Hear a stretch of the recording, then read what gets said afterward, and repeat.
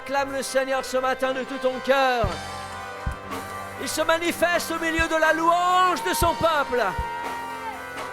Alléluia, alléluia, alléluia. Mon cœur est à toi.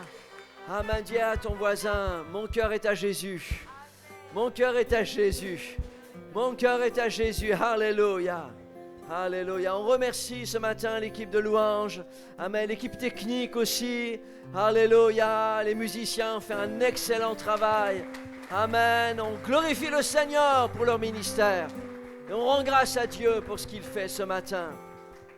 Alléluia. C'est une joie pour moi ici d'être présent après des semaines de vacances. Amen. Où on a pris du bon temps. On est allé... premièrement dans la ville de Vichy. On s'est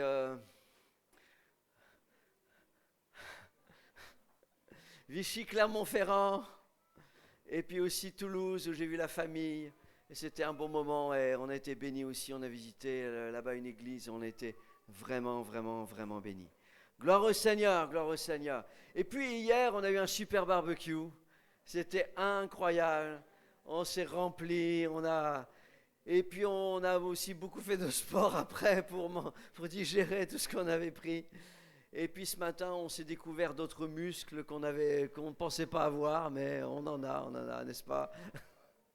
Le pasteur Antonio, ça faisait, je crois, 30 ans qu'il n'avait pas tapé dans un ballon. Ça va ce matin?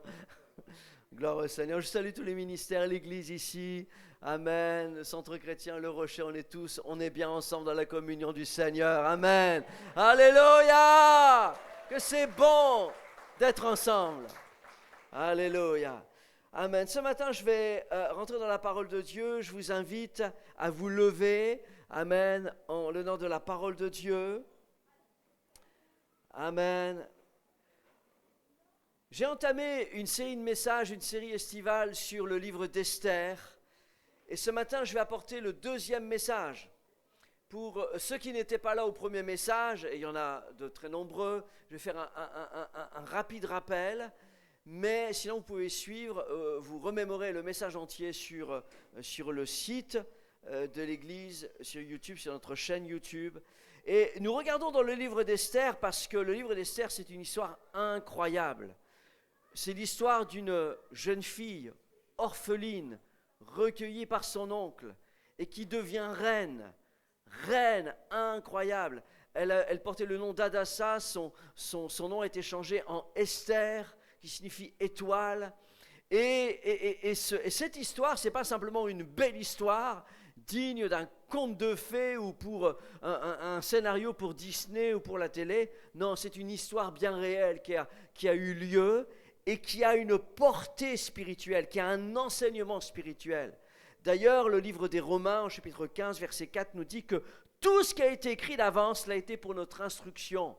Alors ce matin, on va être instruit au travers de cette histoire. Et nous sommes dans le deuxième chapitre, au verset 21, et nous lisons ici, « Dans ce même temps, comme Mardochée était assis, c'était l'oncle d'Esther, était assis à la porte du roi, retenez bien ça, Mardochée était assis à la porte du roi, Bigtan et Teresh, deux eunuques du roi, gardes du seuil, cédèrent à un mouvement d'irritation et voulurent porter la main sur le roi Assuérus. Mais Mardochée eut connaissance de la chose et on informa la reine Esther, qui la redit au roi de la part de Mardochée. Le fait ayant été vérifié et trouvé exact, les deux eunuques furent pendus à un bois, et cela fut écrit dans le livre des chroniques en présence du roi.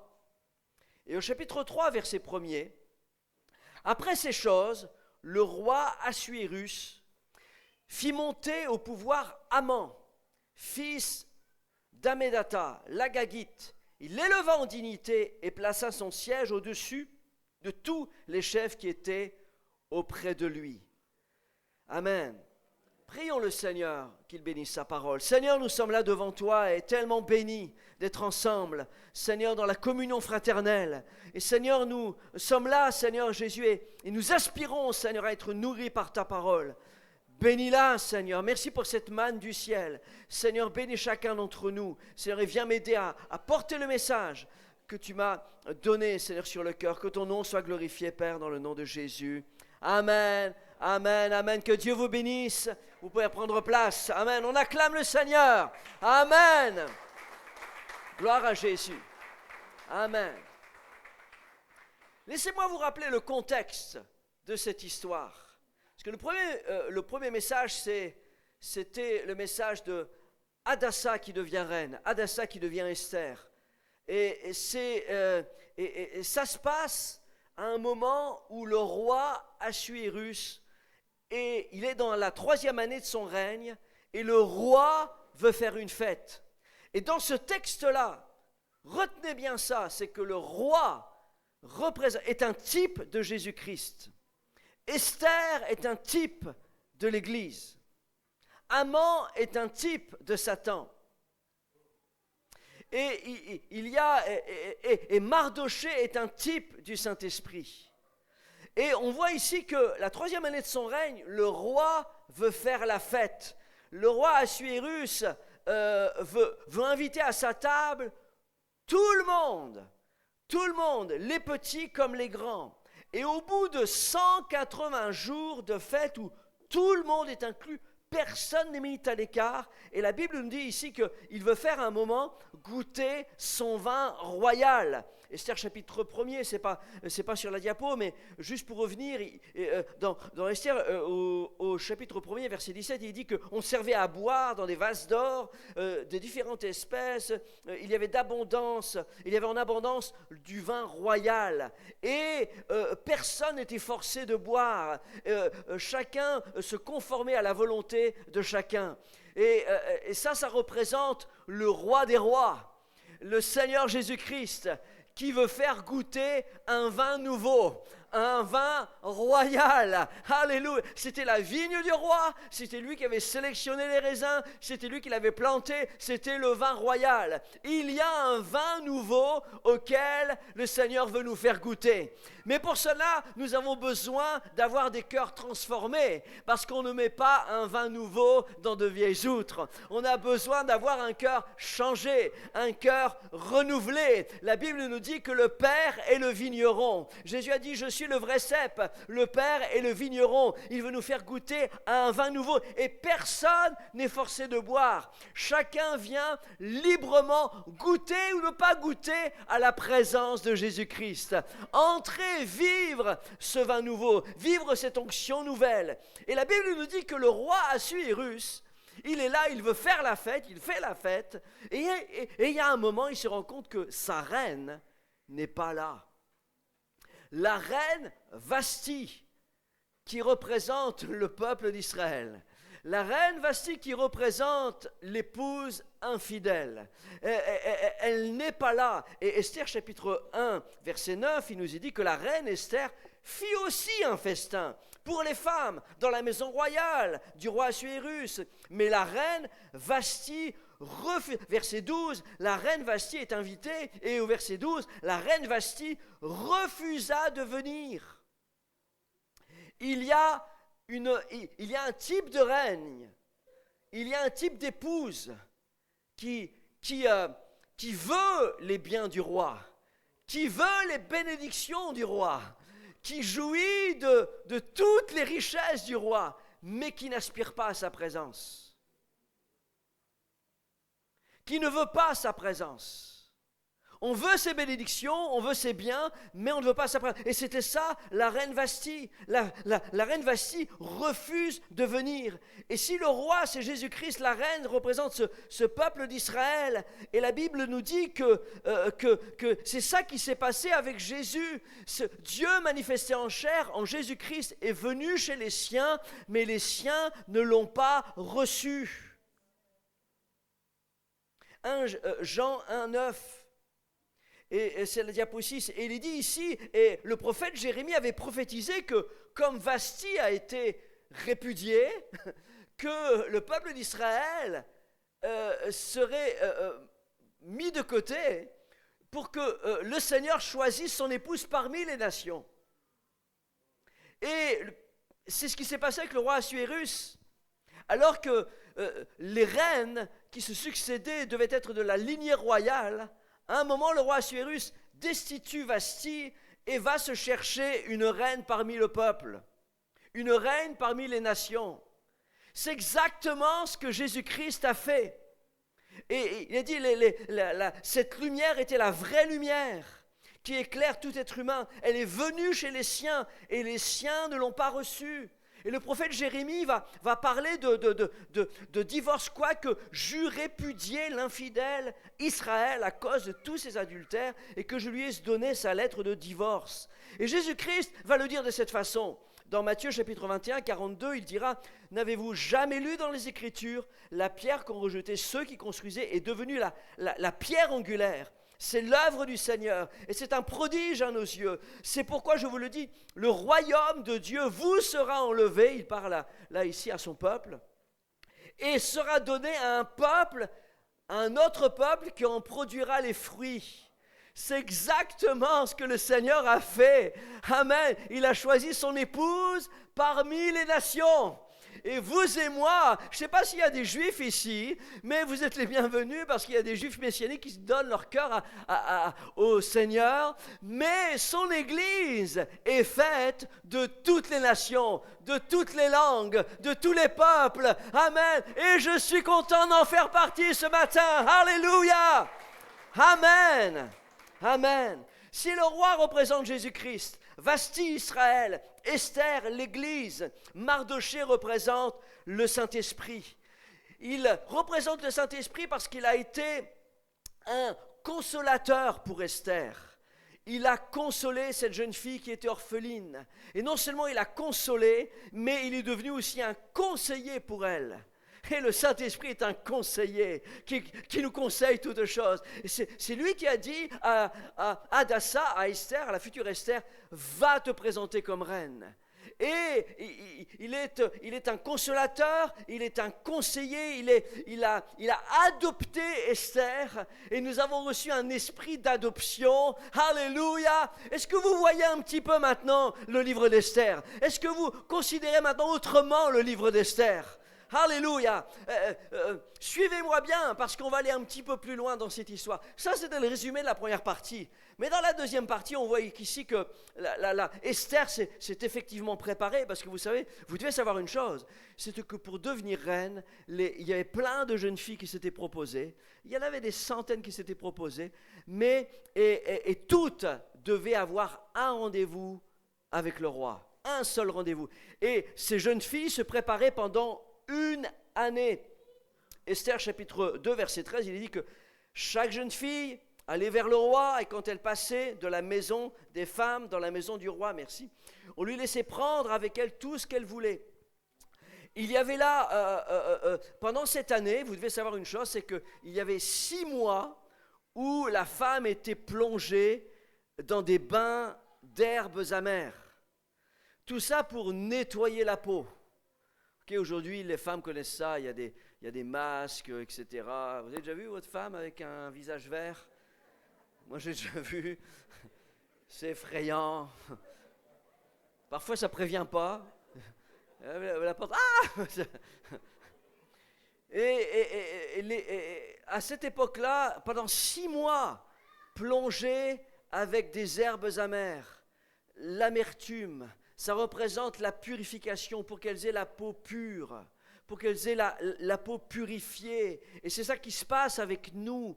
Pour devenir reine, pour devenir l'épouse de Christ, il y a une œuvre de purification, de sanctification, où nous lavons nos cœurs et où nous lavons nos vies. Et ensuite, la contrepartie, il y avait aussi 6 mois aussi avec dans des bains de fleurs, de parfums de fleurs. Waouh! C'était donc, il y avait la purification, il y avait aussi le parfum, ce qu'il recevait, et ensuite, il se présentait devant le roi. Et avant de se présenter devant le roi, il avait été indiqué aux femmes, et c'est ce qu'on vient de lire là ici, qu'on lui laissait prendre avec elle tout ce qu'elle voulait. C'est-à-dire que toutes les femmes pouvaient prendre n'importe quelle richesse, des vases, de l'or, des perles, tout ce qu'elle voulait. Elle pouvait prendre tout ce qu'elle voulait comme contrepartie à cette année qu'elles avaient consacrée au roi si elle n'était pas prise. Mais le roi, mais Esther n'a rien pris.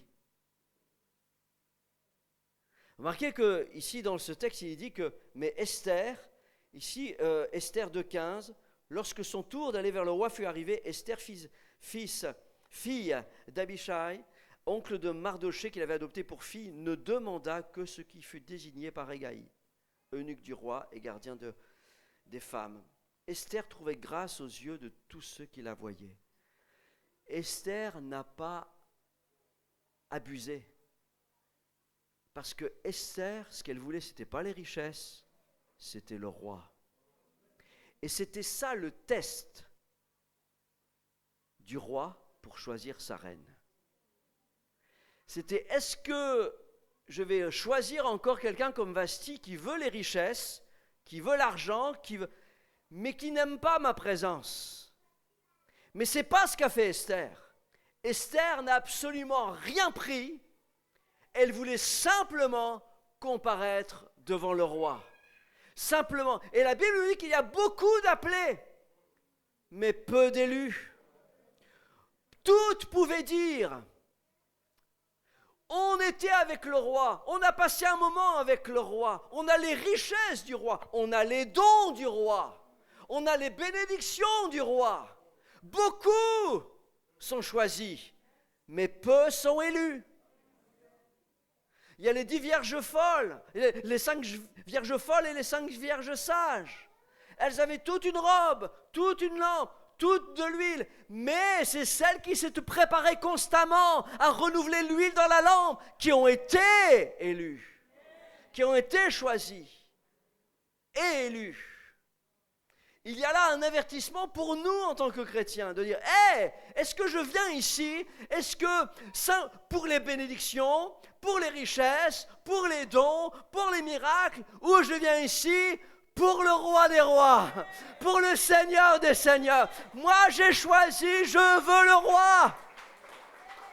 Peu importe si je ne suis pas béni, peu importe si je ne suis pas guéri, peu importe si je n'ai pas ce que je demande. Je veux le roi, tout simplement. Alléluia. Amen. Et alors, Esther est choisie. Elle est là, elle est élue. C'était une juive orpheline dans un pays étranger. Rien ne l'a supposée à devenir reine, mais elle est devenue reine. Et c'est notre expérience. Il y a une seule épouse. La Bible nous dit que nous avons reçu un esprit d'adoption. Nous sommes maintenant un sacerdoce royal. Nous faisons partie de la famille royale. Nous sommes l'épouse de Christ. Bientôt un jour, il y aura les noces de l'agneau. Nous sommes choisis et élus. Alléluia. Amen. Et on va le voir dans la suite de cette série de messages, c'est qu'être choisi, élu, ce n'est pas une finalité en soi, c'est un but. Il y a un but à cela, il y a un but. Et on va le voir dans ce message. Et alors que Esther est élevée comme reine, Mardochée aussi monte avec elle. Mardochée, qui était simplement un oncle, devient quelqu'un qui officie désormais à la porte du roi. Vous devez comprendre une chose, c'est qu'il y avait le palais et il y avait 2 portes dans ce palais. Il y avait la porte publique où tout le monde rentrait, où tout le monde pouvait rentrer, et il y avait là un huissier qui était là à la porte et qui vérifiait les rendez-vous de ceux qui voulaient rentrer en contact avec le roi. Alors, il frappait ici. On peut rentrer, le huissier, ouvrez la porte. Oui, monsieur, vous êtes... voilà, je suis pasteur Antonio. Je voudrais rencontrer le roi. Et le huissier, je regarde avec ses petites lunettes, regardez sur la liste. Ah oui, vous avez bien rendez-vous avec le roi, vous pouvez rentrer, cher monsieur. Et le pasteur pouvait rentrer en présence du roi et lui demander les choses ou lui parler etc. C'est ça qui se passait. Il y avait une porte publique où les gens rentraient par convocation, etc., etc. Mais il y avait aussi une autre porte par laquelle personne ne pouvait rentrer, c'était la porte qui était réservée au roi. C'était la porte par laquelle le roi sortait, par laquelle le roi rentrait. C'était la porte par laquelle les messagers du roi sortaient pour faire des annonces royales. Et c'était une porte qui donnait directement accès à la salle du trône. Donc c'était une porte qui rendait vulnérable le roi, parce qu'elle donnait accès directement à la salle du trône. Et c'est pour ça qu'il y avait des personnes qui officiaient à cette porte-là, pour que pas n'importe qui rentre là. Et Mardochée œuvrait ici, il officiait ici. Si quelqu'un rentrait sans autorisation, il rentrait dans la salle du trône, le roi était là, les gardes étaient là, prêts à tirer l'épée de leur fourreau pour tuer la personne. Et c'était seulement si le roi levait son sceptre vers la personne, comme en disant « vous êtes gracié, vous êtes protégé », que là, la personne avait la vie sauve. Ok ? On n'entre pas n'importe comment dans la présence du roi. On n'entre pas n'importe comment dans la salle du trône. Et donc, il y avait Mardochée qui était là, qui était en dehors. Et dans la parole de Dieu, dans toute la Bible, il y a bien une notion d'être en dehors et en dedans. Il y a toujours une frontière d'être en dehors de l'Église, dans l'Église. D'être en dehors de la présence de Dieu et dans la présence de Dieu. À l'extérieur et à l'intérieur. Et dès la Genèse, on voit ça dans le Jardin d'Éden. Il y a un moment où vous avez une séparation entre le lieu qui est réservé à la sainteté et puis Adam et Ève. Il y a des chérubins qui sont là, qui sont comme les gardiens de la sainteté et qui empêchent à toute personne malveillante de rentrer, ou des personnes pécheurs. On n'entre pas n'importe comment dans la présence de Dieu. Et Mardochée œuvrait là. Mardochée représente le Saint-Esprit qui veille, qui est là comme un gardien, le gardien de la sainteté. Comme tel un chérubin, Mardochée est là, il se tient à la porte pour garder la salle du trône, parce que n'importe qui ne rentre pas là. Et c'est là qu'il entend, à un moment, et ce matin, le thème du message, c'est les ennemis du roi.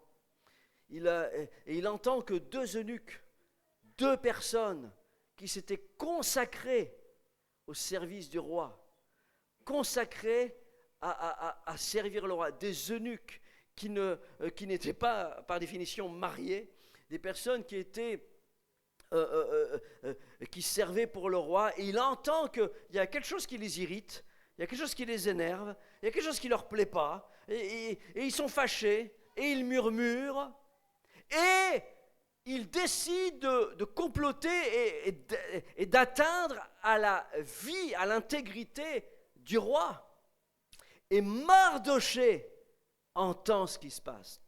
Mardochée entend la conspiration qui est là. Et il entend la rébellion, il entend ce qui se passe. Et vous devez comprendre une chose, c'est que dans toute situation, dans toutes circonstances, que ce soit dans vos vies ou dans les églises, il y a le Saint-Esprit qui veille.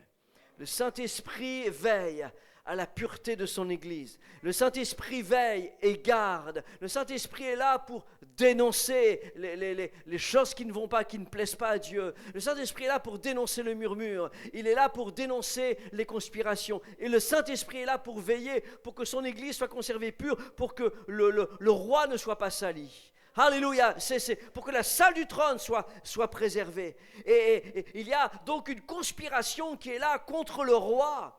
Et ils veulent tuer le roi. Il y a Mardochée qui est là, qui lui seul sait ce qui se passe. Parfois, il y a des circonstances où le Saint-Esprit seul sait ce qui se passe. Ou même vous ne savez pas. Et Esther, à ce moment-là, elle ne sait absolument rien. Et parfois, il y a des moments où l'Église ne sait pas. Et on est là, et l'Église, et Esther est là, et la Bible nous dit qu'elle avait 7 servantes, rien que pour elle. Pendant qu'il y a une conspiration, Esther est dans sa chambre. Pendant qu'il y a quelque chose qui se passe contre le roi, Esther, elle est là et elle profite des biens. Elle a 7 servantes. Combien une femme a besoin de servantes pour être belle? Franchement, 7. Et là, elle avait 7 cordes. Une corde pour préparer le thé. Une corde pour préparer le bain. Une corde pour amener le carrosse et faire un tour en ville. Une autre corde pour aller faire les courses, les emplettes. Une autre corde pour encore quelque chose. Et la reine Esther, elle est là. Elle est tranquille, elle est belle, elle est reine maintenant. Pour elle, ça y est. Elle était orpheline, la voilà maintenant dans le palais. Gling, gling.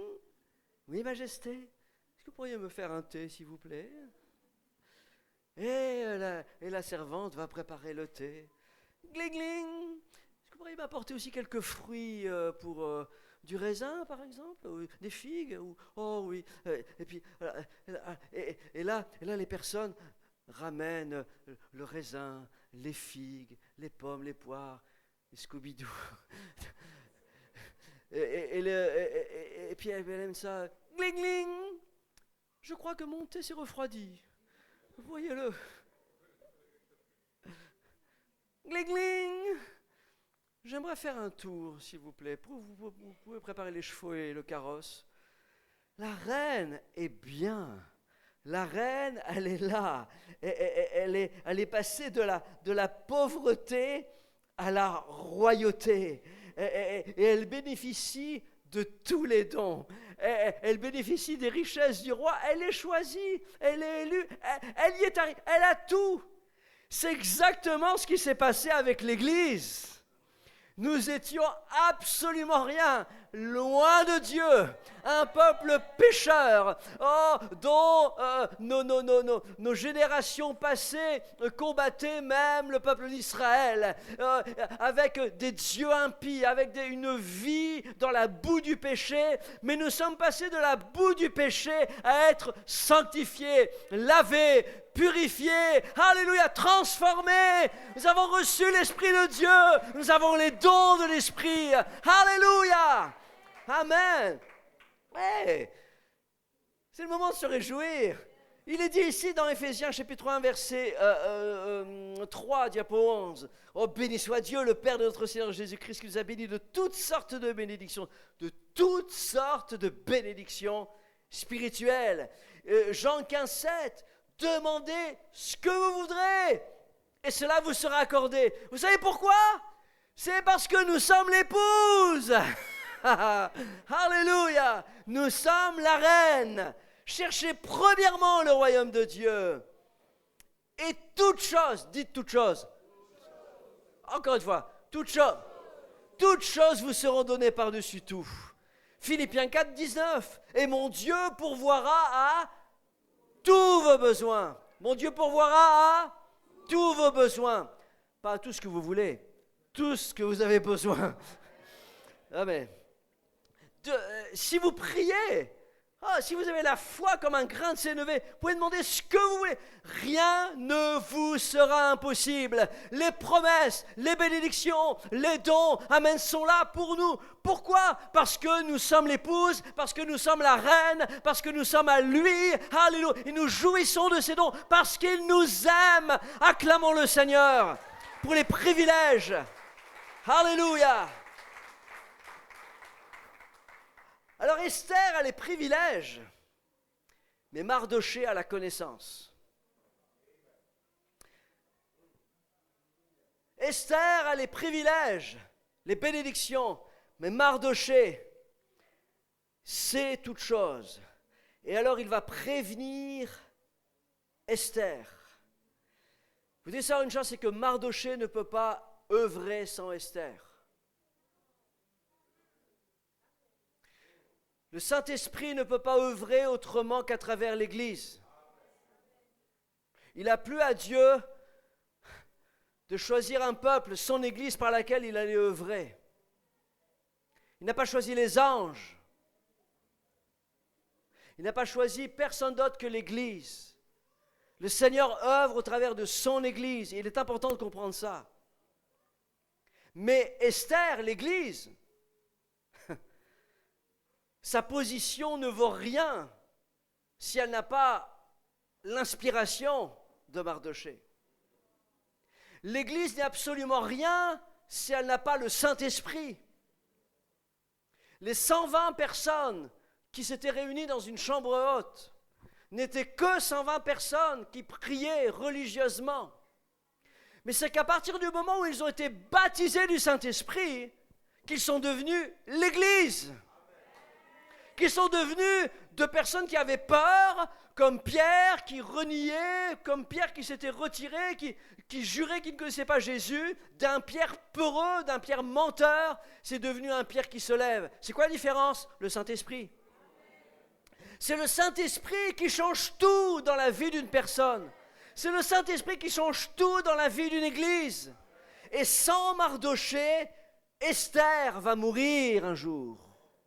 Si Mardochée ne lui inspire pas d'aller voir le roi, elle est destinée aussi à mourir. Elle ne le sait pas. Elle ne sait pas ce qui se trame. Esther ne sait pas ce qui se trame derrière, mais le Saint-Esprit révèle.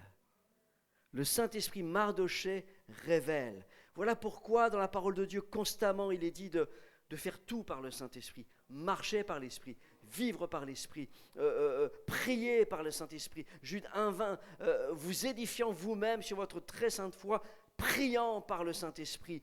Que le royaume de Dieu, ce n'est pas le manger et le boire. Le royaume de Dieu, là où nous servons le roi. Non, c'est la justice, c'est la paix, la joie par le Saint-Esprit.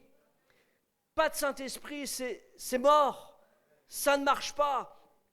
Et Satan veut faire échouer constamment les plans. Il veut mettre de la confusion. Il fomente contre le roi. Il est sans cesse en train de faire des conspirations pour faire chuter les enfants de Dieu, pour décourager les pasteurs, pour amener des conflits. Ça, c'est l'œuvre de Satan. C'est une œuvre charnelle, diabolique. Il y a une conspiration de nuque qui était destinée à servir au roi, mais qui conspire finalement contre le royaume de Dieu. Et c'est la responsabilité de Mardochée de dire à Esther, « Hé Esther, lève-toi et va voir le roi. » Voilà ce qui se passe. Église, nous devons plus que jamais chercher à être remplis et renouvelés du Saint-Esprit. Nous sommes dans un combat spirituel. Nous vivons dans une époque, amen, où l'Église doit être plus que jamais, où je dois être plus que jamais rempli et renouvelé, inspiré par le Saint-Esprit. Et les armes avec lesquelles nous combattons sont puissantes, sont très puissantes pour renverser les forteresses, pour renverser les raisonnements et amener toute personne à la connaissance de Christ. Que quelqu'un dise Amen et acclame la puissance que nous avons dans l'Église, par le Saint-Esprit. Et je prie que le Saint-Esprit soit à la porte de chaque cœur, de chaque famille. Il y a l'œuvre du diable, l'œuvre de nuque, qui veulent détruire des familles, détruire des couples, détruire des églises. Partout, on voyage partout. On a voyagé ces derniers mois dans plusieurs églises et on voit que l'œuvre du diable essaye en même temps que l'on voit des bénédictions incroyables, des miracles, il y a aussi une œuvre satanique qui est destinée à détruire le royaume de Dieu. Mais je prie qu'à la porte de cette église, à la porte de nos cœurs, de mon cœur, de ma famille, le Saint-Esprit règne en maître, soit là, m'inspirant toujours, alléluia, dévoilant les choses, amen, pour que je sois prêt, pour que j'aille voir le roi et dire, voilà mon roi, voilà ce qui se passe, Seigneur, nous déclarons maintenant que tu puisses œuvrer dans cette situation-là et que ta gloire soit toujours manifestée, alléluia, amen. Jésus-Christ avait dit à ses disciples, oh, je vous voyais criblés comme le froment, mais j'ai prié pour vous. Et vous devez savoir une chose, c'est que les portes du séjour des morts ne prévaudront point contre l'Église de Jésus-Christ. Alléluia! Amen. Nous avons besoin de l'Esprit de Dieu. pour dévoiler les eunuques rebelles. Mais nous avons besoin aussi d'un Mardochée parce qu'au chapitre 3, un autre ennemi arrive. Et cet ennemi, il est déjà dans le palais. C'est Haman. C'est Haman, il est déjà à l'intérieur du palais. Et nous lisons ici, dans la diapo 16, Esther 3, chapitre 3, verset 1er, après ces choses. Donc une fois que les eunuques ont été jugés, etc., il y a un autre ennemi qui arrive. C'est Haman. Et après ces choses, le roi Assuérus fit monter au pouvoir Haman, fils d'Hammédatha, l'Agagite. Il l'éleva en dignité, plaça son siège au-dessus de tous les chefs qui étaient auprès de lui, et tous les serviteurs du roi qui se tenaient à la porte du roi pliaient le genou et se prosternaient devant Haman, car cela correspondait aux ordres du roi à son sujet. Et Mardochée, cependant, ne pliait pas le genou et ne se prosternait pas. Et les serviteurs du roi qui se tenaient à la porte du roi lui dirent « Pourquoi enfreins-tu l'ordre du roi ?» Et comme il le lui répétait chaque jour et qu'il ne les écoutait pas, ils informèrent Haman de son attitude pour voir s'il persisterait dans sa décision. En effet, il avait dit qu'il était juif. Et Haman s'aperçut qu'effectivement Mardochée ne pliait pas le genou et ne se prosterne pas devant lui, et il fut rempli de colère. Il y a des textes comme ça qui sont vraiment difficiles à comprendre. Il y a des situations par lesquelles parfois on peut passer puis on ne comprend pas. Comment Dieu puisses-tu permettre cette situation ? Comment le roi laisse sa gloire ici à quelqu'un d'autre ? Parce que la Bible dit que le roi donnera sa gloire à personne. Dieu ne donnera sa gloire à personne. Et on voit ici que le roi permet à ce que, sous l'inspiration d'Haman bien sûr, permet à ce que les gens se prosternent devant lui à son passage. Comment le roi peut-il permettre une telle chose ? Il y en a qui pensent ici que comment se fait-il que Dieu ait créé Satan ? Comment a-t-il pu lui donner une responsabilité alors qu'il était chef de la musique, c'était un archange, c'était quelqu'un qui servait le Seigneur ? Comment l'a-t-il élevé à cette responsabilité ? Sachant qu'il deviendrait Satan. Il y a des choses comme ça, on n'a pas de réponse, si ce n'est que Dieu permet souvent, et on le voit dans la parole de Dieu, et on le voit ici dans ce texte, que Dieu permet que des personnes soient élevées pour que l'orgueil soit manifesté devant tous. Et que par cet orgueil-là, les personnes soient destituées. C'est ce qui s'est passé avec Satan. Alors qu'il s'est élevé, il a séduit un tiers des anges. Il s'est dit, mais moi, chef de la louange, si moi je disparais, il n'y a plus de louange dans le ciel.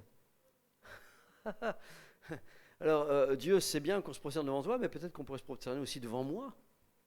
Il s'est élevé, et la Bible nous dit que, voilà, il a été déchu. Il a été déchu de sa fonction. Il a séduit un tiers des anges. Et ici, on voit que le roi permet à Haman d'être élevé, et le but divin de cela, c'est pour que tout le monde voit que finalement, l'orgueil d'Haman, que c'est lui qui voulait finalement être à la première place, être à la place du roi. On se courbe devant lui. Maintenant, ne jugez pas Haman. Ne jugez pas Lucifer non plus. Jugeons-nous nous-mêmes. La Bible nous dit, examinez-vous vous-même. Et parce que Dieu prend soin de ces situations-là. Amen. Et notre responsabilité, c'est de regarder sur nous-mêmes. Et ce que nous apporte ici cette histoire, et la moralité de cette histoire, c'est que ce qui n'est pas détruit à un moment, doit l'être plus tard. Parce que qui est Haman ? Haman, c'est le fils d'Hammédatha, c'est un Amalécite. Qui est Mardochée ? Mardochée, il est de la tribu de Benjamin, de la maison de Kish. Kish est ça. D'où vient Kish ? Kish, c'est de cette maison-là est sorti le premier roi d'Israël, Saül. Et à un moment dans l'histoire d'Israël, L'Éternel avait dit de détruire cette nation-là. Parce que l'Éternel avait vu chez les Amalécites, dans Amalécite, il y a mal. L'Amalécite, l'Éternel avait vu que rien ne serait bon de cette nation-là, qu'il serait toujours plus méchant, qu'il serait toujours plus dur, plus rebelle, plus impudique, etc. Alors arrive le moment où finalement Israël mène un combat, il gagne le combat, il y a beaucoup de choses qui se passent, et l'Éternel avait dit par la bouche du prophète Samuel, tout doit être détruit. Et Saül, de la maison de Kish, qui plus tard engendrera Mardoché, lui il s'est dit, mais non, moi je vois ici plein de brebis, je vois des choses qui sont tellement belles, on pourrait l'offrir à l'Éternel. Avec parfois même avec une pensée spirituelle, oui mais il est tellement spirituel, oui mais il n'obéit pas. Et le prophète Samuel arrive là, il entend ces bêlements, il entend tout ça, mais il dit, mais qu'est-ce qui se passe ici? Et Saül dit, voilà, Saül s'est substitué au sacrificateur, il s'est improvisé sacrificateur de l'Éternel. Il dit, voilà les bêtes, etc. Mais qui est cet homme-là? C'est Agag. Et le prophète lui-même prend une épée et tue Agag. Mais il y avait là des enfants d'Agag qui n'étaient pas présents et qui avaient été épargnés. Et c'est plus tard, dans la suite de l'histoire, que les enfants d'Agag, Haman, se retrouvent face à un descendant de Saül, Mardoché. Laissez-moi vous dire une chose, c'est que quand l'Éternel te dit, mais tu dois être libéré d'une addiction, libéré d'un péché, libéré de quelque chose qui te lie, et toi tu es là, tu es entre deux, plus tard, pas maintenant, je donnerai ma vie à Christ plus tard, mais je vis un petit peu dans les deux, etc. Ça ne marche pas. Ce dont tu n'es pas libéré aujourd'hui te rattrapera demain. La racine doit être totalement enlevée. Si le péché, le mal, la rancœur, la haine, la jalousie, le mal qui est en toi n'est pas détruit tout de suite aujourd'hui, il te rattrapera plus tard. Soit on se bat avec le péché maintenant, soit on se bat plus tard. Soit on s'en occupe maintenant, ou soit le péché grandit et c'est lui qui s'occupe de toi. Il y a des choses qui doivent être dénoncées dans nos vies, dans nos cœurs, où le mal doit être détruit, la méchanceté doit être détruite, l'orgueil doit être détruit. Je dois développer un esprit de soumission, d'obéissance, de confiance, d'amour, de paix, de partage. Alléluia, les valeurs spirituelles. Amen, c'est ça qui doit émerger. Et encore une fois, c'est le Saint-Esprit qui dévoile ces choses-là. C'est Mardoché. Mardoché a dit, moi je ne me prosternerai pas devant Haman. Même si c'est l'ordre du roi, mais je ne ferai pas quelque chose qui est contre sa royauté. Je décide de ne pas plier le genou. Haman, tu ne m'intimides pas. Péché, tu ne m'intimides pas. Orgueil, tu ne m'intimides pas. Maladie, tu ne m'intimides pas. Je ne ploierai pas le genou devant toi. Alléluia. Amen. Si Mardoché est un type du Saint-Esprit et Haman est un type de Satan, c'est un menteur, c'est un imposteur. Il veut te faire croire qu'il est plus grand que toi. Il veut te faire croire que le péché est plus grand que ce que tu peux vivre avec Christ. C'est faux, c'est faux, c'est faux. Et ça met en colère Haman quand il voit que Mardoché ne plie pas le genou. Et vous devez savoir que Haman, à partir de ce moment-là, va décider de détruire le peuple juif. Mais il ne peut pas détruire Haman, parce qu'on l'a lu dans le texte, parce que Haman avait dénoncé la conspiration des eunuques, donc Mardoché est protégé. Il ne peut pas attaquer Mardoché directement. Il décide de faire toute une conspiration, tout un décret pour détruire le peuple juif à un moment donné. Et c'est écrit, c'est le 12e mois, le 13e jour. Le mois d'Agar, ce qui serait pour nous, par exemple, le 13 décembre. La date, elle est définie, c'est fait, c'est signé par le roi, c'est irrévocable, c'est signé par le roi le 13 décembre, le 13e jour du 12e mois, c'est fini, il n'y aura plus de Juifs. Mais jusque-là, Haman est en colère. Et quand vous pensez que c'est fini, c'est pas fini. C'est pas fini. Vous pensez que ça y est, la date du divorce elle est proclamée. La date de mon licenciement, c'est fait. Il y a une date, il y a un jour, il y a quelque chose. Le médecin a dit 3 mois. Le chirurgien a dit c'est fini, maximum 6 mois. Il y a des choses comme ça qui vous sont dites. Oh, il y a Haman qui fait écrire des choses. Mais laissez-moi vous dire que la vérité, c'est le roi qui la détient. Il fait ce qu'il veut. Il fait ce qu'il veut. Alléluia. Alléluia. Parce que Haman ne peut rien faire sans le roi. Il oublie ça. Comme Satan avait besoin de l'accord de l'Éternel pour toucher la vie de Job, ou c'est bien. Tout comme les démons avaient besoin de l'accord de Jésus pour qu'ils aillent dans les cochons. Et les cochons n'en ont pas voulu. Ils se sont suicidés, ils ont préféré mourir.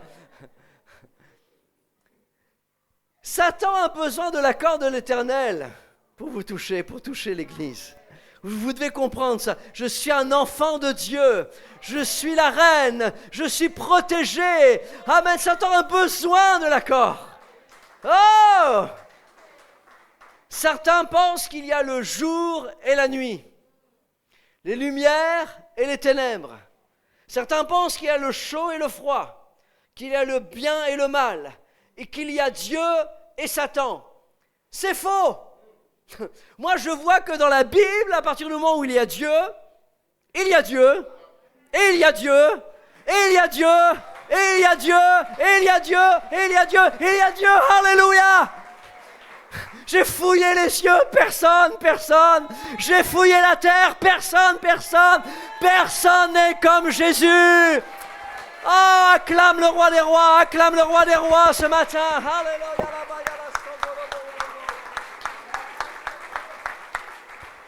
Alléluia. Alléluia. Amen, on va arriver vers la fin du message. J'invite les chantres et les musiciens à s'approcher.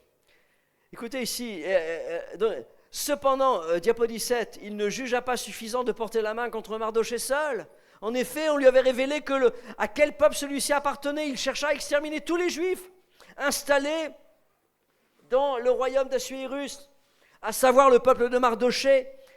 Alors Haman dit au roi, il y a dans l'ensemble des provinces de ton peuple, de ton royaume, un peuple unique, bien dispersé, qui reste bien à part parmi les peuples. Il a des lois différentes de celles-ci, de tous les autres peuples qui n'appliquent pas celles du roi. Et le roi n'a aucun intérêt à le laisser tranquille. Si tu le juges bon, qu'on donne par écrit l'ordre de les faire disparaître. Haman est en train de mentir. Haman représente Satan, c'est l'accusateur des frères. Il est là, et si tu le juges bon, fais-les disparaître. Et il dit, je pèserai 10 000 talents d'argent. Haman est en train de dire une chose au roi Assuérus. Il est en train de dire, je te donne 10 000 talents et on détruit les Juifs. Il est l'accusateur des frères. Mais la Bible nous dit que nous avons un avocat auprès du Père qui intercède pour nous. Alléluia. 10 000 talents. Ça veut dire que l'Église n'est pas à vendre. L'Église n'est pas, le peuple de Dieu n'est pas à vendre. Satan a essayé de troquer l'Église. Satan a essayé de troquer sa position avec Jésus. Oh, vois les royaumes, prosterne-toi devant moi, je te les donne. Il a essayé d'œuvrer par Judas, 30 cycles d'argent, 30 pièces d'argent, 30 pièces. Mais l'Église n'est pas à vendre. L'Église a été rachetée à un prix que Satan ne peut pas payer. L'Église a été rachetée par le sang d'un agneau pur, sans tache, sans péché, ce qu'il n'était pas. Alléluia. Amen. Jésus-Christ est offert à la croix. Jésus-Christ a racheté l'Église du péché, de la mort et du séjour des morts. Alléluia. La Bible nous dit que nous avons été rachetés à un grand prix. Alléluia. Jésus-Christ a préféré la couronne d'épines pour que nous puissions porter la couronne royale. Il a donné son dos pour que nous puissions porter le manteau royal. Il a donné ses mains et ses pieds pour que nous puissions marcher et bénir les âmes autour de nous. Jésus-Christ a payé. Nous sommes devenus le corps de Christ, dont il est la tête, il est le roi. Mais remarquez ici, dans ce texte-là, c'est fini, le compte à rebours est lancé. Le compte à rebours est lancé, diapo 19. Les lettres furent envoyées par les courriers dans toutes les provinces du roi pour qu'on détruisît, qu'on tuât, qu'on fît périr tous les Juifs, jeunes et vieux, petits enfants et femmes. Et en un seul jour, le 13e du 12e mois, qui est le mois d'Adar, ça y est, c'est fini, le compte à rebours a commencé. Comment se fait-il que le roi puisse accepter une chose pareille? Parfois, vous et moi, parfois on se retrouve dans des situations, on se dit, mais comment c'est possible? Comment c'est possible, Seigneur, qu'on se retrouve dans cette situation? Comment c'est possible, Seigneur, que tu aies permis telle ou telle chose pour que finalement on se retrouve dans telle ou telle situation? Comment permets-tu cela? Et parfois, comme on le voit ici dans ce texte-là, c'est pour dénoncer des eunuques, mais surtout dénoncer aussi l'œuvre de destruction de l'ennemi. Pour que tout ce qui est orgueilleux comme ces eunuques et comme ce Haman soit un jour détruit. Mais ça ne peut se faire que par le Saint-Esprit. Que par le Saint-Esprit qui parle à la reine Esther. Que par Mardochée qui parle à la reine Esther. Et qui dit, va voir le roi. Vous savez, j'ai reçu cette semaine des vidéos en ce moment même au Pakistan, des églises sont détruites. J'ai des vidéos. On rentre dans les maisons des chrétiens et on les frappe. J'ai reçu ça cette semaine, il y a 2-3 jours. Il y a une œuvre de destruction, Et le Saint-Esprit nous pousse à faire ce que Mardochée a dit de faire à Esther, à se mettre dans la prière et à jeûner, pour que les plans de l'ennemi soient déjoués et pour que son Église et son royaume grandissent. C'est ça que Mardochée va dire. Mardochée, juste après cela, ayant appris tout ce qui se passait, il se met à genoux, il déchire ses vêtements, il porte le sac et la cendre. Il pousse des cris amers, il crie à la porte du roi, il est là à la porte du roi. Esther chapitre 4, verset 1er. Puis il alla au milieu de la ville, en poussant avec force des cris amers. Ah! Ah! Il se rendit jusqu'à la porte du roi, dont l'entrée était interdite à toute personne revêtue d'un sac. Mais Mardochée crie, Mardochée pleure. Et pendant ce temps-là, la reine Esther se fait pouponner. Pendant ce temps-là, la reine Esther prend le thé. Pendant ce temps-là, la reine jouit des bénédictions et des bienfaits. Il y a un projet de destruction, mais elle prend du plaisir. Il y a des choses qui se passent dans le monde en ce moment même. Les chrétiens ne veulent pas prier, ne veulent pas pleurer, ne veulent pas jeûner. On est bien dans notre confort. Mais il y a le Saint-Esprit qui nous pousse ce matin à vous défier, vous et moi, à nous lever et à faire ce que Mardochée va dire à Esther. Ne t'imagine pas, diapo 21, que tu n'échapperas seul d'entre tous les Juifs, parce que tu es dans la maison du roi. Si tu te tais maintenant, le secours et la délivrance surgiront d'autre part pour les Juifs. Si on ne se lève pas, quelqu'un d'autre le fera à notre place. C'est ça qu'il est dit. Toi et la maison de ton père, vous périrez. Et qui sait si ce n'est pas un temps comme celui-ci que tu es parvenu à la royauté. Et qui sait, ce n'est pas pour un temps comme celui-ci que tu es parvenu à la royauté. Je vous invite à vous lever, Église. Et je vais terminer ici sur ce passage. Et pour les autres messages, on verra ça, pour la plupart, vous le verrez ça sur Internet. Mais ici, ce message, c'est ici pour terminer. Et qui sait si ce n'est pas un temps pour celui-ci que toi, mon frère, que toi, ma sœur, tu as été appelé à la royauté. Si tu te tais, tu vas périr. Nous sommes élevés, nous sommes bénis, nous sommes amenés à la royauté pour un but, celui de sauver les âmes qui se perdent, d'intercéder contre les complots de l'ennemi et de dire, Seigneur, moi je vais venir, je vais intercéder devant le roi. Et dans le prochain message, on va voir que Esther va faire 2 repas, alors que Vashti faisait un repas pour elle-même et pour ses femmes. Esther va faire 2 repas, un repas pour le roi, un premier repas pour le roi, et un deuxième repas de vin pour le roi. Et je prie, alors que nous allons fermer nos yeux pendant quelques instants. J'aimerais faire ce matin 2 appels particuliers, parce que je ressens cela vraiment poussé par l'Esprit de Dieu ce matin. Il y a premièrement un appel pour tous ceux qui... vous êtes là ici ce matin et vous êtes en lutte avec un péché. C'est comme si un eunuque voulait vous faire périr. Comme s'il y avait là comme un complot, une conspiration, quelque chose qui était là qui est contre vous. Il semblerait que tout le monde soit contre vous, que les situations sont contre vous. Et vous êtes là et vous soupirez. Vous soupirez à vous sortir d'une situation. J'aimerais simplement que tu puisses lever ta main ce matin, alors que nous avons tous nos yeux fermés. Alléluia. Alléluia. Le Seigneur voit ta main. Le Seigneur voit ta main. Amen. Amen. Le Seigneur voit ta main. Amen. Amen. Tu peux la baisser maintenant. Amen. Et un deuxième appel ce matin pour tous ceux qui sont en lutte avec un péché.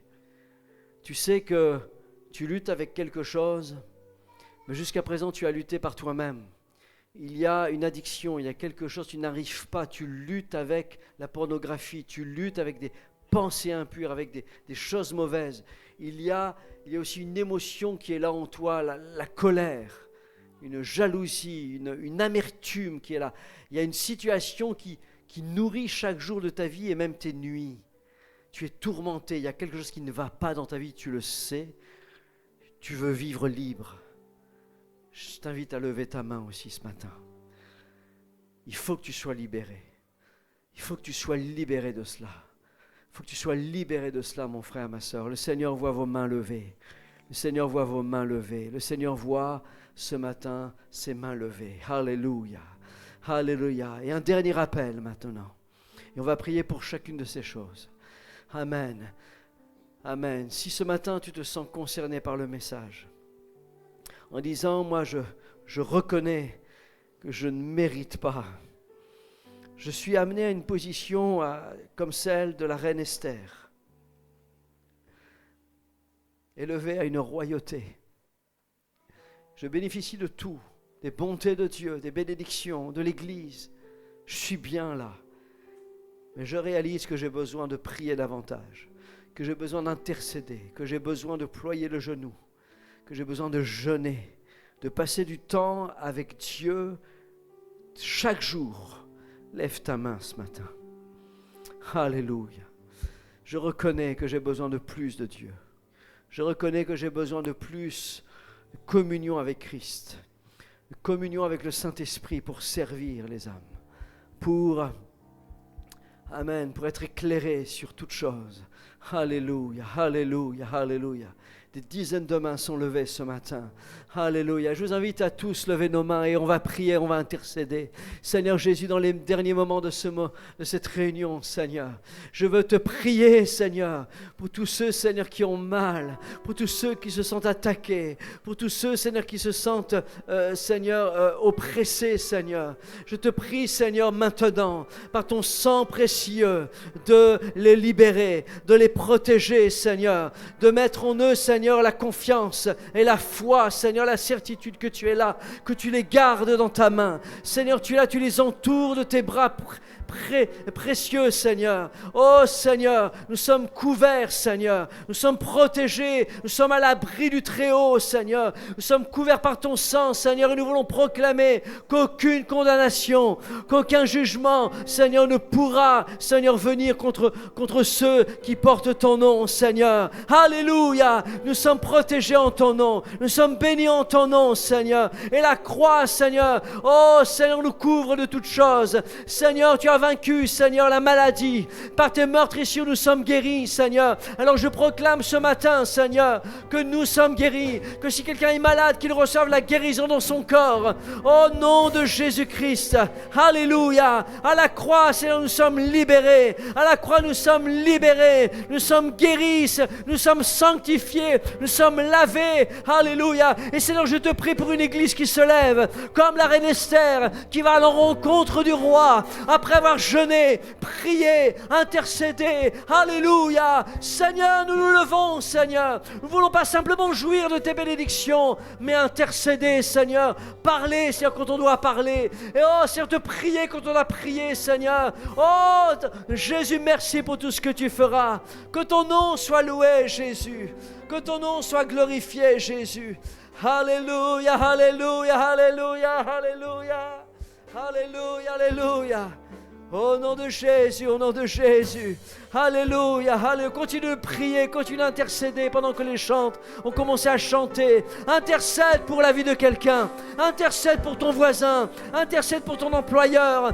Intercède pour ton frère. Intercède pour ta sœur. Dans le nom de Jésus, intercède. Harabaya la sogo. Oh, Shanamaya la sogo. Il y a transfert entre ciel et terre. Entre ciel Et quand il descend, l'atmosphère change. Oh Jésus, Jésus, Jésus. Il y a transfert Entre ciel et terre. Reçois ce matin, reçois ce matin. Reçois le Saint-Esprit. Reçois le Saint-Esprit. Reçois le Saint-Esprit. Élève ta voix. Que ta bouche se remplisse. Que ta vie se remplisse de l'Esprit de Dieu.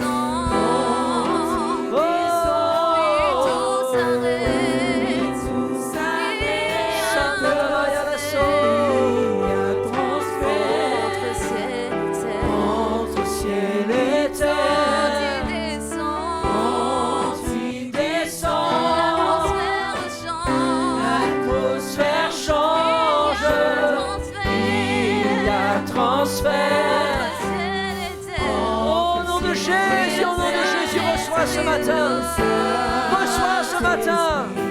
Et là, le Saint-Esprit est là. Au nom de Jésus, reçois. Saint-Esprit est là. Le Saint-Esprit est là.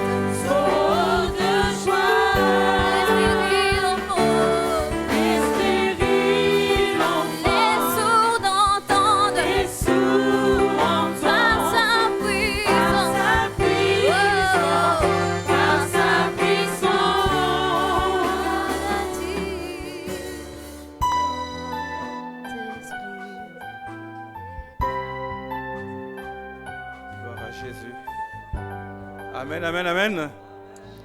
Merci, pasteur, pour cet enseignement. Acclamons le Seigneur.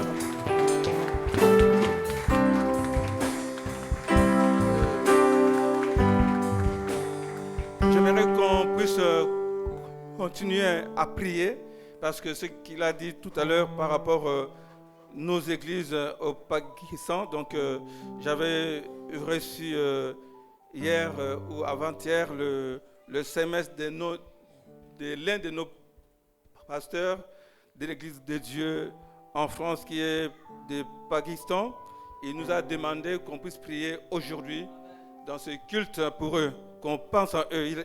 Il dit, je voudrais donc demander à chacun de se souvenir d'eux lors de votre réunion de prière du dimanche pour une prière spéciale pour leur protection et leur abri, que Dieu soit avec eux. Donc il a eu 100 maisons brûlées des familles chrétiennes et 21 églises ont été incendiées à Jaranwala. Donc vraiment, nous sommes de tout cœur avec eux. Et j'aimerais que, étant qu'Église, qu'on s'élève tous. Je vous demande qu'on s'élève et qu'on puisse intercéder pour nos bien-aimés de Pakistan, toutes les églises au Pakistan, que Dieu étend sa main et qu'il console, qu'il soutient toutes ces familles qui n'ont plus de maison. Toutes les maisons sont brûlées. Prions, mes bien-aimés. Prions encore pour les Pakistan. Prions, intercédons. Parce que, comme cet enseignement de ce matin, si Dieu a permis que nous soyons là, c'est pour une raison, pour que nous puissions aussi intercéder, prier auprès du roi, qu'il puisse vraiment prendre soin, que le Saint-Esprit soutienne toutes ces familles qui ont perdu leur maison. Dieu Père, autant qu'Église, nous sommes ton Église. Père, nous prions pour nos frères et sœurs qui ont perdu leur maison, qui ont perdu leur lieu de culte. Nous te demandons, Seigneur, ta grâce, que ta grâce puisse se manifester, notre Dieu. Que ta grâce se manifeste maintenant, Seigneur, dans les familles qui ont perdu leur maison, notre Dieu. Pourvois, Seigneur, car tu es le pourvoyeur. Que ta paix demeure dans leur cœur, dans leur famille, au nom de Jésus. Car le Saint-Esprit, il est le consolateur. Le Saint-Esprit, il est celui qui apporte la paix. Père, nous te demandons dans ta grâce de leur donner la paix du cœur. Qu'ils ne puissent pas, Seigneur, mon Dieu, mon roi, se tourmenter, mais que les troubles soient dans le camp de l'ennemi, au nom de Jésus. Père, merci, Seigneur, d'intervenir, c'est notre Dieu, de prendre soin de ton Église là-bas au Pakistan, principalement dans cette ville de Jaranwala, Seigneur notre Dieu. Étends ta main sur toutes ces familles, que tu les entoures de ton amour, Seigneur, que tu les entoures de tes bienveillances, au nom puissant de Jésus. Touche, Seigneur, toutes ces personnes qui ont persécuté ton Église, Seigneur. Touche-les, Seigneur.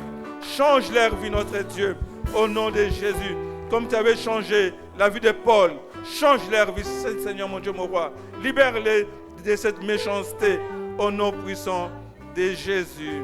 Et l'Église dit Amen. Amen. Acclamons le Seigneur.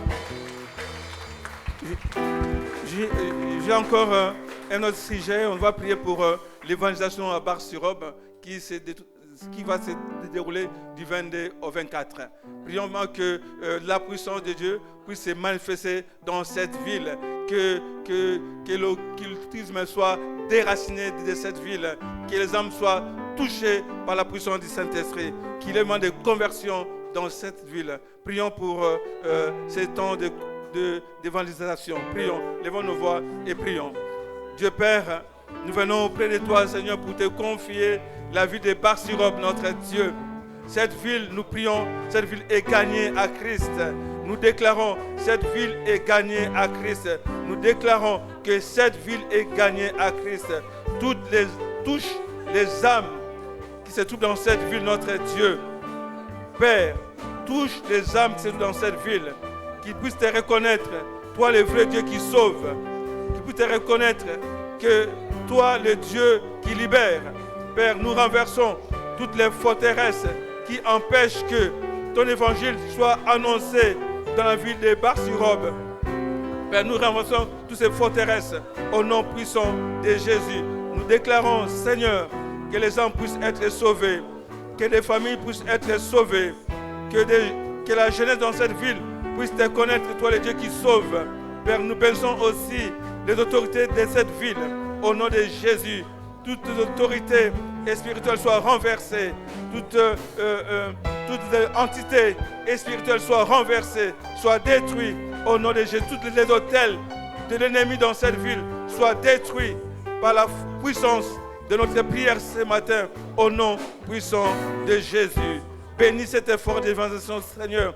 Bénis tous ceux qui vont se déplacer, Seigneur, qui puissent être revêtus de la puissance du Saint-Esprit, afin qu'ils déclarent les choses dans cette ville et que les choses soient changées, que les vies soient changées. Père, merci, car nous croyons à la prière des saints, car toi, tu es Dieu et tu es au-dessus de tous les dieux. Père, merci, car il n'y a aucun nom qui nous est donné sur la terre et dans les cieux, si ce n'est que le nom de Jésus.